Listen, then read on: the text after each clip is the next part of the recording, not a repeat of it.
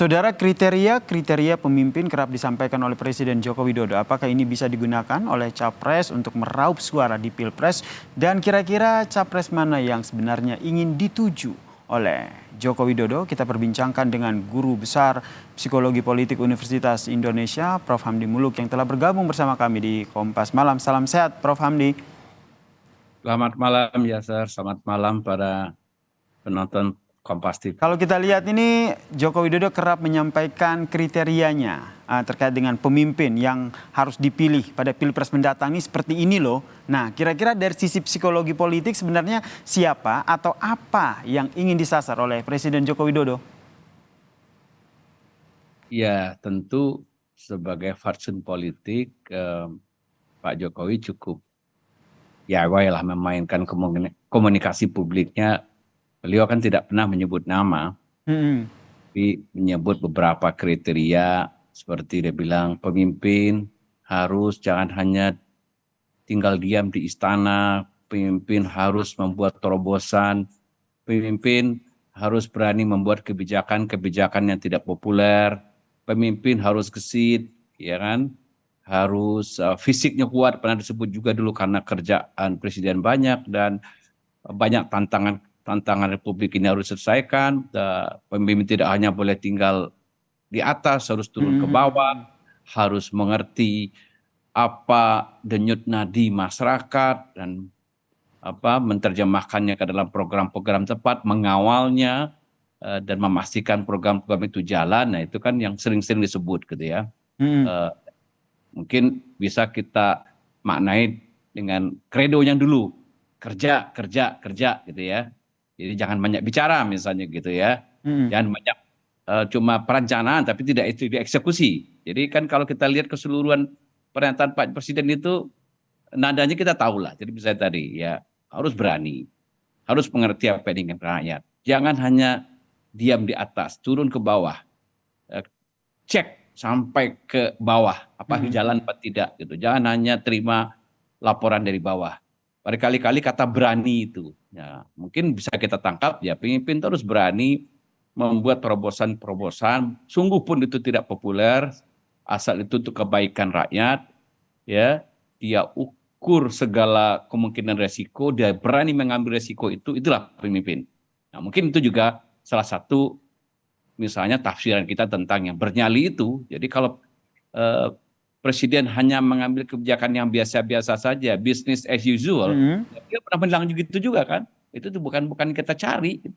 Bernyali ini ya, dan harapannya nanti di Pilpres nanti masyarakat memilih pemimpin yang bernyali ini ya. Kalau ya, Anda melihat, tadi ditegaskan lagi, bernyali harus juga punya dimensi keluar ke dunia internasional. Kita ini negara besar, jangan mau didikte. Nah, ini mungkin senada juga dengan dulu Pak Karno kan, zaman dulu tahun 50-an dengan Trisaktinya itu. Kita harus berdaulat secara politik, ya, mandiri secara ekonomi, berkepribadian yang kuat. Kita tidak boleh diatur-atur bangsa lain, kita punya harga diri dan seperti itu. ini Anda lihat menyasar pada capres tertentu atau secara general kepada semua capres, siapapun nanti terpilih harus memiliki jiwa pemimpin yang bernyali begitu. Tidak menyebut ke satu nama gitu. Betul. Ya. Nah tentu biarkanlah pemirsa misalnya pemilih mencocok-cocokkan begitu ya narasi-narasi tadi dengan siapa kira-kira lebih terasosiasi. Nah tapi kalau kita lihat sekarang narasi-narasi dan persepsi politik yang sudah terbentuk, artinya kan ada dua arus besar lah dalam narasi. Satu narasi mengatakan saya ingin berubah. Berarti kan antitesisnya Presiden Jokowi kira-kira, ya.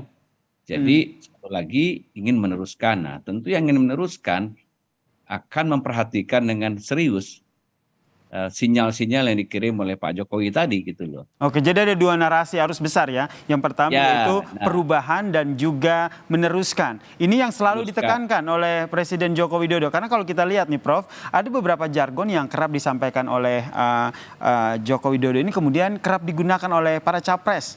diantaranya adalah mengikuti apa yang disampaikan oleh Joko Widodo. Apakah ini menurut Anda jadi salah satu strategi begitu yang dilakukan oleh Capres yang akhirnya mengambil ataupun mencatut dalam tanda kutip begitu apa yang disampaikan Joko Widodo ini untuk meraup suara pemilih? Masuk akal sih. Jadi Masuk kalau kita akal ya? misalnya berkaca dari apa yang menjadi opini dan persepsi masyarakat seperti yang terekam dalam survei-survei bahwa tingkat kepuasan Presiden Jokowi itu sampai hari ini stabil di sekitaran 77, ada yang mengatakan sampai 80, 82, tapi sekitar-sekitar itu kan itu angka yang besar gitu loh. Jadi artinya orang yang puas dengan kepemimpinan Pak Jokowi itu besar, dan mungkin juga orang mengasosiasikan dengan tadi seluruh narasi-narasi yang dibangun Pak Jokowi bahwa ini hasil kerja keras dari pemimpin yang bernyali, pemimpin yang berani mengambil keputusan, pemimpin yang tidak hanya di atas gitu loh, turun ke bawah, pemimpin yang memperhatikan denyut masyarakat, dia menggesit gitu kerja dan tidak hanya bicara misalnya. Nah itu kan narasi-narasi yang coba dibangun oleh Pak Jokowi untuk mengatakan, dan itu kan bersesuaian dengan persepsi masyarakat bahwa itu diapresiasi dengan tingkat kepuasan. Nah tentunya bahwa kondisi seperti ini ada yang mengatakan itu namanya Jokowi effect gitu ya. Ya, ini yang ya, menjadi pertanyaan saya selanjutnya, Prof. Jokowi effect ini efeknya seberapa jauh? Elektoral, punya magnet elektoral, dan itu mungkin akan dikapitalisasi oleh calon yang merasa dia terasosiasikan dengan penerus Jokowi gitu ya. Dan menarik nih kalimat Prof nih, mengkapitalisasi apa yang disampaikan oleh Joko Widodo ini, efeknya akan seberpengaruh apa?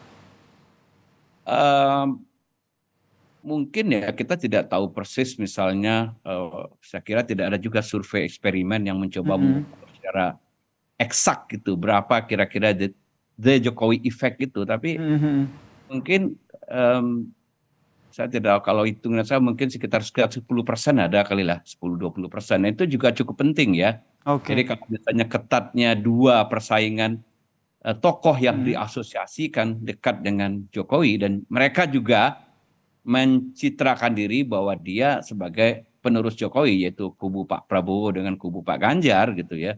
Nah ini kan kalau itu bisa di bawah seluruhnya the Jokowi effect tadi ke salah satu kubu, ini tentu ini keuntungan elektoral yang besar begitu loh. Nah saya kira kalau untuk kubu Pak Anies sulit gitu loh untuk membawa narasi itu, karena memang itu sudah tegas, itu sudah antitesis, sudah diametral gitu loh. Kubu Pak Anies itu dengan kubu Muhaimin sudah mengatakan ya kami perubahan dari awal begitu, kami antitesis dengan Pak Jokowi gitu loh. Tapi tadi menarik juga apa yang disampaikan oleh Prof Hamdi terkait dengan seberapa besar sih pengaruh jadi Jokowi efek ini memberikan porsi hanya 10% gitu. Berarti kita tidak tahu angka pasti. Betul, ini kita tidak tahu angka pastinya. Tapi menurut apakah berarti kedepannya itu memang lebih mendominasi kriteria ataupun sosok dari capres-capres ini ketimbang dengan efek Jokowi sendiri? Terakhir, Prof. Ya, jadi kan begini, bahwa suka tidak suka misalnya, kita harus mengakui bahwa ada kekuatan yang real dari barisan-barisan relawan Jokowi itu yang tetap, bahasa gampangnya sekarang yang sering kita dengar itu, kami tegak lurus dengan Pak Jokowi. Nah, itu kan besar gitu loh, suara-suara itu gitu loh, suara elektoral seperti itu. Nah ini yang mungkin sedang diperebutkan oleh dua kubu ini, baik Pak Prabowo, Pak Ganjar begitu. Dan ini bisa menjadi penentu kemenangan, karena nanti kita lihat dua tokoh ini bersaing, paling tidak dari suara-suara survei sekarang ya, persaingannya ketat sekali, mungkin berjarak-jarak 3, 4, 5%, 6% gitu ya, kisarannya gitu lah. Dan kalau misalnya ini bisa dikapitalisasi, the Jokowi effect ini maksimum, nah tentu itu bisa berpengaruh terhadap kemenangan salah satu tokoh ini gitu loh. Baik. Tapi kira kalau Pak Anies sulit dia untuk mengkapitalisasi itu, karena persepsi publik dan juga branding dan juga positioning diambil terlanjur berlawanan eh, berkompetisi, jadi tidak inline dia. Baik, yang jelas masyarakat Indonesia termasuk kita ya Prof, tentu mengharapkan kedepannya itu terpilih sosok capres yang bernyali begitu ya, membela kepentingan masyarakat.